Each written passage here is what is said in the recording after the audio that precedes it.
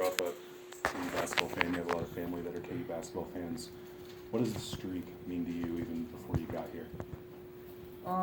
Obviously it's been around a while, and I've kind of grown up knowing KU wins Big 12 every year. So, like, until I got here, I didn't know how hard it was.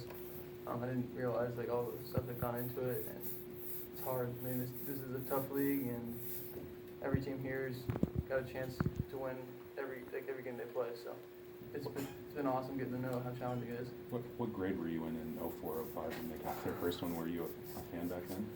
Oh yeah, definitely was a fan. Probably like first, like just getting into school, so like kind of crazy to think about. How is the team approaching the game? Because if you win, you could pinch a tie. Have you talked about it?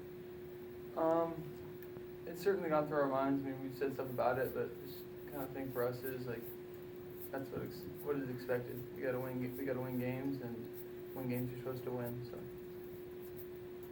Mitch, how are you better now than you were in December? I feel like I've gotten a lot stronger in my play, more confident. It's a big thing. Coach is saying I'm thinking too much. And even Coach Brown was talking about with me, like he watched me over the summer before I got here and stuff like that. Because I looked like I was thinking way too much about what I'm doing, and I'm starting to get more free flow and get back to being that kind of like energetic guy that doesn't have to really think about it, just lets it go. What holds you back from doing that all the time? Is it just the position you're planning? I think it was just kind of me overthinking it, to be honest. I just have to think through plays and think through defensive rotations and stuff like that. And now that I've got it, it's become more second nature, and it's easier for me to do that. Seems like Coach tells you to settle down a little bit, get yourself amped up after. Yeah, I feel like for me, he's got to tell me to settle down more. I mean, I feel like it's better for him to tell someone to settle down than try to get them to amp up. So, one of the things he likes to say to me.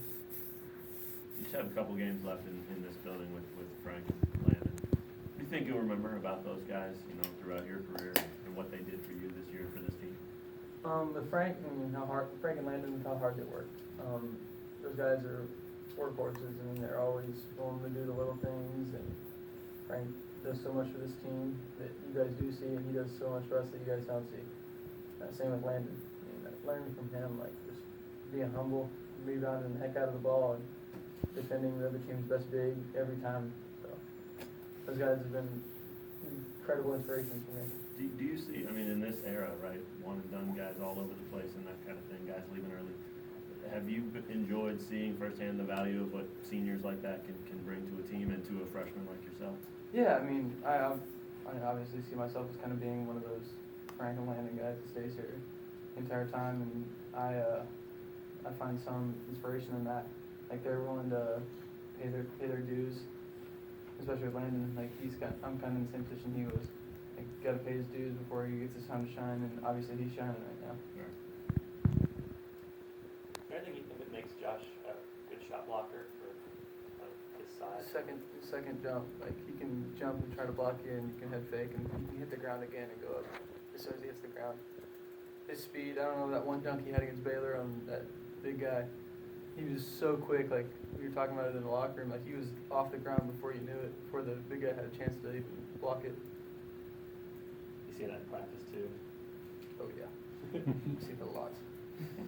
Mitch, you obviously at high school you went from a guy that played a lot of minutes, got a lot of touches to now. Throughout the course of this journey, how important has patience been for you, and how tough has it been for you to maybe have to kind of sit back and wait? It's been hard, but it's kind of part of the process. And these guys have been through it, and I kind of knew coming into this, I could have gone somewhere else and showed up and played a lot more minutes than I am now, but that wouldn't have been as rewarding as it is here. We're doing something big here, and I think everyone realizes that, and I just got to pay my dues and keep working out with Coach Hootie and Coach Rob and getting better on the court and in the weight rooms. It'll pay off. It's been a long time since you guys played TCU. Is there a disadvantage in having that long of a layoff between seeing the team? I think it's honestly an advantage for us because we've gotten a lot better since we played them. Isn't that like our first Big 12 game? Right.